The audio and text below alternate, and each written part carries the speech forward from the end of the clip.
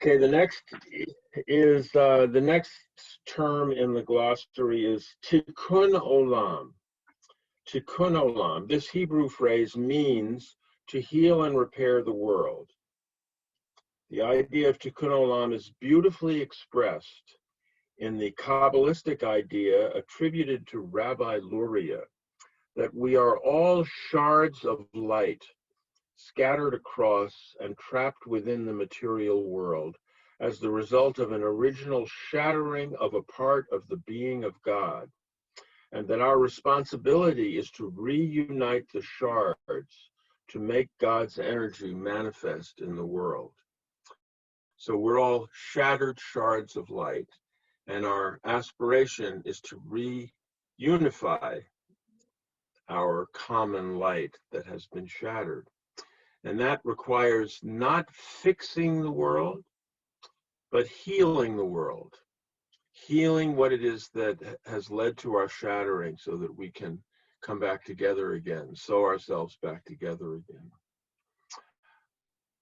So Tikkun Olam means to heal and repair the world.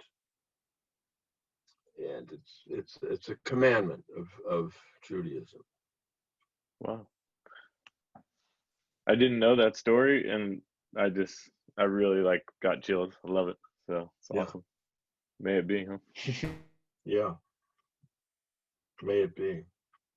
Exactly. Since this is Passover week, I thought I would add a footnote to illuminate further the idea of Tikkun Olam and Rabbi Luria's parable, or in a way it's quite real what Rabbi Luria says about reuniting. Tikkun Olam meaning reuniting the shards of glass, the fractured light that has left us all separated from each other. And our duty being to try to reconnect us to one another. And that is in relationship to the Passover story. Passover is about the Jewish liberation from Egypt, the story that we retell every year in Seders, about the liberation and about the possibility of liberation of humanity, which is sort of a deep underlying theme of Passover. And so it's a celebration of our liberation, but also a call, I would say, to continue the work of liberation. But in relationship to this book, The Desire for Mutual Recognition, what liberation means isn't just freedom from the bondage of slavery, and even other forms of domination, but the freedom that comes through the recognition of the other person, the act of mutual recognition, to the extent that we are trapped in the false self, in the language of the book. To that extent, we are not really free. We are confined in the performative limits of the role that is cast upon us in the course of our conditioning, rather than living the freedom of fully being present with another. Because we are social beings, freedom really comes through the other, through each other, through each of us liberating the other by extending our spirit and light to the other, to each other, that allows that to come out of ourselves. And another word for Egypt in this story of liberation is Mitzrayim, which also means the narrow place in Hebrew. So the story of Passover is the story of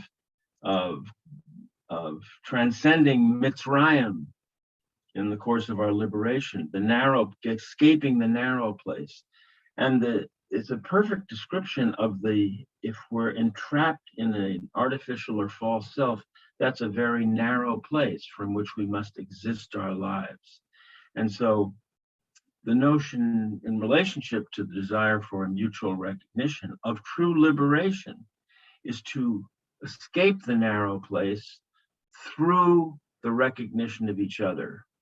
And you can see in Rabbi Luria's description, his parable, his metaphor, or even his accurate description, that reuniting the shards of light means we have to engage in a form of activism that has a spiritual dimension to it. That is activism, healing the world, Tikkun Olam, healing the world, where the light in ourselves brings out the light in the other. And so separated beings can enlighten each other through mutual recognition and come out of their narrow place, their mutual isolation, into an experience of community. That happens through social spiritual activism. Activism that thaws the false self and fosters mutuality of presence.